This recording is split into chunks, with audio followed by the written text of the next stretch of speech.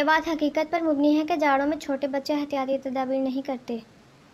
وہ سویٹر نہیں پہنتے، جرابیں اتار کر پھینک دیتے ہیں، انہیں ٹھنڈا پانی یا مشروب پینا مرغوب ہوتا ہے۔ اسکول جانے والے بچوں کو گرم سویٹر، اونی جرابیں اور اسکارف ضرور پہنائیں تاکہ وہ صبح کی ٹھنڈ سے محفوظ رہ سکیں۔ انہیں گھر سے ٹفن میں کھانے پینے کی اشیاء اور تھرماس میں صاف ابلا ہوا پانی دیں تاکہ وہ بازاری چیزیں نہ کھائیں۔ اس موسم میں بیماریوں کا وائرس پھیلنے کا خدشہ بڑھ جاتا ہے، خاص طور پر نزلہ، زکام، گلے کی خرابی اور بخار وغیرہ۔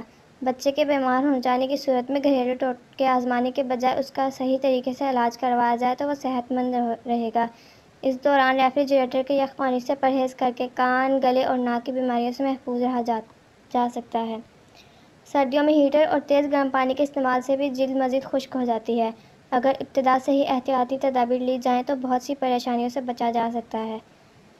عمر بڑھنے کے ساتھ ساتھ بچوں کو ہلکی پھلکی ورزش بھی کرائیں تاکہ انہیں اس موسم میں حرارت محسوس ہو۔ ایسے موسم میں صبح کی سیر یا ورزش کرنے سے فائدہ ہوتا ہے۔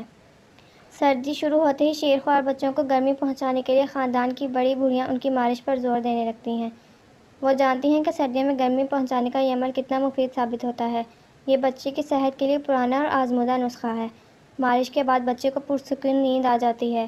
اس عمل کو لگاتار کرنے سے 2 فربہ ہوتا ہے اور اس کی ہڈیاں بھی مضبوط ہو جاتی ہیں۔ دن یا رات سونے کے قبل سرسوں زیتون کے تیل کسی اچھے بیبی آئل سے مالش کی جائے تو مناسب ہے۔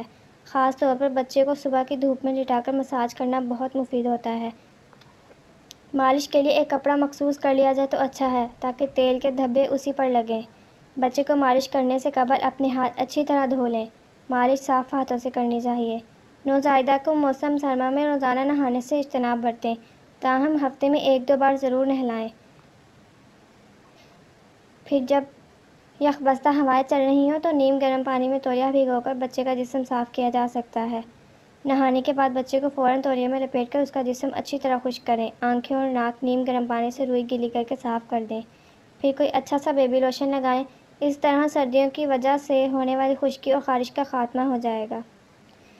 شیرخوار بچوں کو اپنی ماں اپنے ساتھ سلائے تاکہ اسے حرارت ملتی رہے اور بچے میں بے چینی اور اضطراب پیدا ہوگا۔ جب اس کی نیند پوری نہیں ہوگی تو وہ دن بھر چڑچڑے پن کا شکار رہے گا۔ مذکورہ احتیاطی تدابیر کرنے سے موسم سرما ہمارے لیے خوشگوار ثابت ہوگا۔ بدلتے موسموں کے ساتھ اپنے رہن سہن اور معمولات میں تبدیلیاں لانا ضروری ہوتا ہے۔ صرف اسی طرح ہم اس موسم سے لطف اندوز ہو سکتے ہیں۔